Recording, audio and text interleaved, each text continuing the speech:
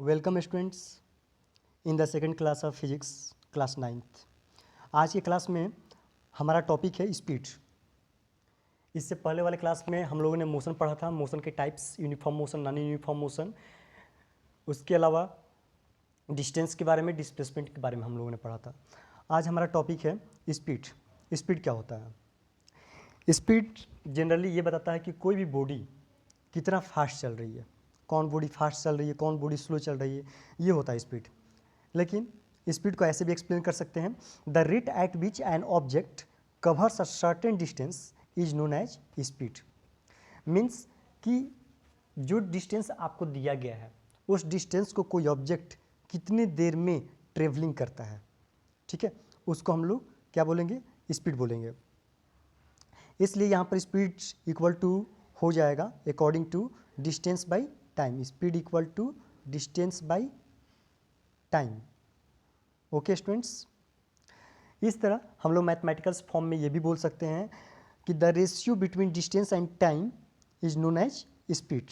Distance travelled और time taken के ratio को हम लोग स्पीड बोल सकते हैं। स्पीड जो होता है उसका केवल मैग्नीट्यूड होता है, और मैग्नीट्यूड होने की वजह से इसको हम लोग स्केलर क्वांटिटी बोलेंगे। इसके अलावा स्पीड को जनरली हम लोग को मेजर करना होगा मीटर पर सेकेंड में, और speed can never be negative और जीरो। यदि आप डिस्टेंस ट्रेवल कर रहे हैं तो स्पीड आपका कुछ ना कुछ ज़रूर होगा, ठीक है। और इसलिए कह सकते हैं हम speed can never be negative और जीरो। ना ही स्पीड निगेटिव हो सकता है, निगेटिव वैल्यू हो सकता है स्पीड का, और ना ही स्पीड का वैल्यू जीरो हो सकता है। ओके, यदि एक छोटा सा नोट में आप लिख सकते हैं, मेंशन कर सकते हैं कि स्पीड जो होता है वो ये बताता है कि कोई भी ऑब्जेक्ट जो है वो कितना फास्ट चल रहा है, और या कोई ऑब्जेक्ट कितना स्लो चल रहा है। उसके अलावा आपसे एवरेज स्पीड के बारे में पूछा जा सकता है कि एवरेज स्पीड क्या होता है।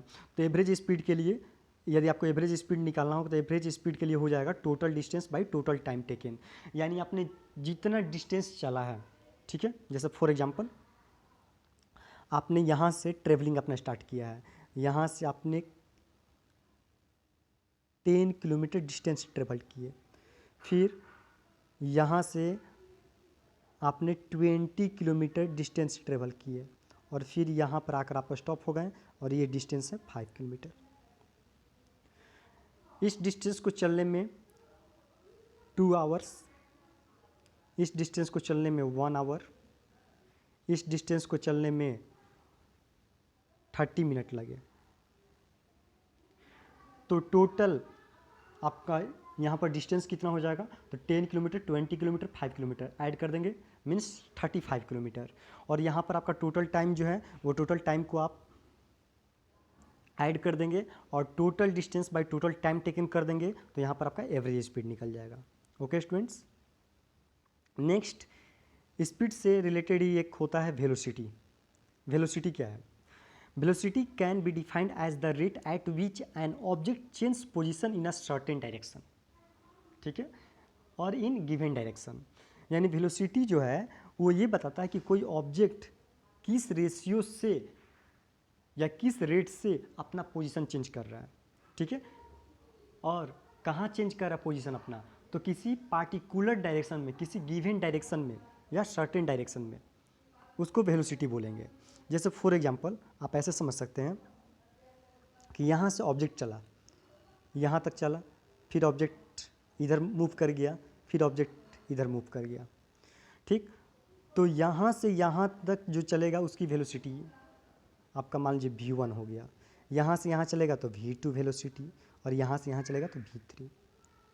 यदि डायरेक्शन चेंज होगा तो वेलोसिटी भी चेंज होगी, ठीक है। वेलोसिटी निकालना है तो वेलोसिटी बराबर हो जाएगा आपका डिस्टेंस बाई टाइम, ठीक है।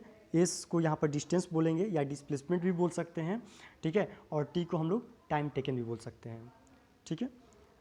वेलोसिटी जो होता है वो वेक्टर क्वांटिटी होता है, it is a vector quantity, क्योंकि इसका डायरेक्शन भी होता है किस डायरेक्शन में वेलोसिटी हुआ है, और साथ में इसका मैग्नीट्यूड भी होता है, इसलिए it is vector quantity. Velocity can B zero, negative और पॉजिटिव। वेलोसिटी जीरो भी हो सकता है, निगेटिव भी हो सकता है, पॉजिटिव भी हो सकता है। क्यों? क्योंकि डिस्प्लेसमेंट भी तो जीरो होता है, इसलिए वेलोसिटी भी जीरो हो जाएगा। उसके अलावा वेलोसिटी निगेटिव भी हो सकता है, क्योंकि डिस्प्लेसमेंट भी निगेटिव होता है, और वेलोसिटी पॉजिटिव भी होगा। इट यूनिट इज मीटर पर सेकेंड, इसका जनरली यूनिट क्या होता है? मीटर पर सेकेंड होता है।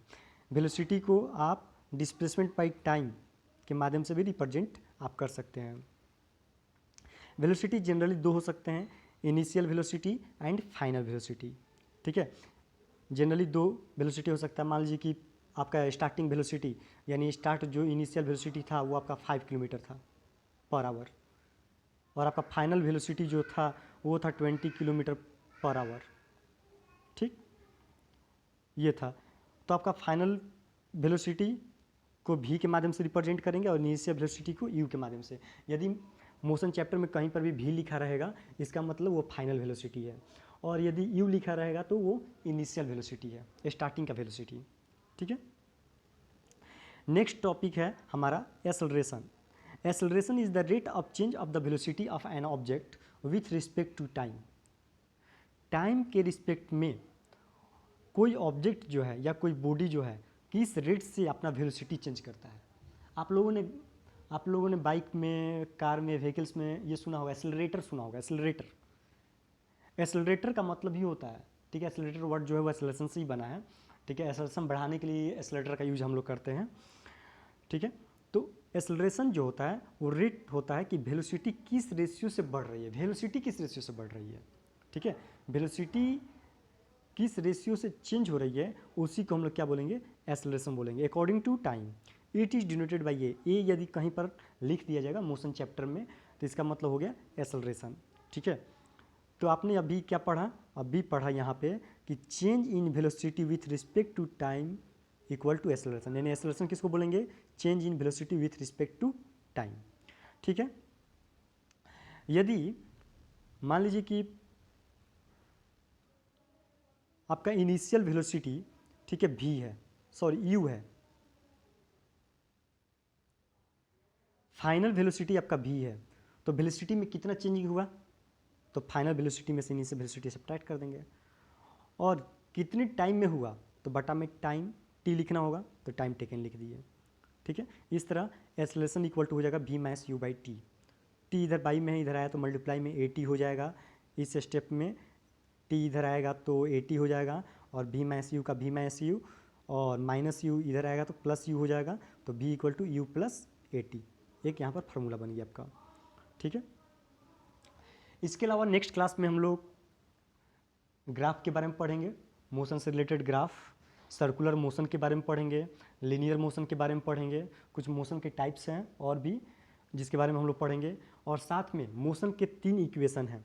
ठीक है, यहाँ पर आपको हम दिखा दे रहे हैं, मोशन के 3 इक्वेशन हैं। First equation v equal to you plus AT, यानी फाइनल वेलोसिटी जो होता है initial velocity plus acceleration into time. Second equation जो है उसको बोलते हैं S equal to U T plus half AT square. Second equation क्या है? S equal to U T plus half AT square. S यहाँ पर डिस्टेंस है, U initial velocity, T time taken, 1/2 A acceleration है, और टी टाइम स्क्वायर का square, यानी S equal to U T plus half AT square. Second equation of motion इसको बोलते हैं। और थर्ड इक्वेशन ऑफ मोशन है आपका v square minus U square equal to 2as। ठीक है, तो नेक्स्ट क्लास में हम लोग इन तीनों इक्वेशन के बारे में पढ़ेंगे। तीनों इक्वेशन को हम डिराइव करेंगे अकॉर्डिंग टू मैथमेटिकल मेथड और ग्राफिकल मेथड्स। तो इसके लिए सबसे पहले हम लोग ग्राफ पढ़ेंगे, उसके बाद ग्राफिकल मेथड से इसको हम लोग प्रूफ करेंगे कि कैसे प्रूफ होता है, और साथ में मैथमेटिकल मेथड्स से भी हम लोग इसको प्रूफ करके देखेंगे। तो ये सब आगे नेक्स्ट क्लास में हम लोग पढ़ेंगे।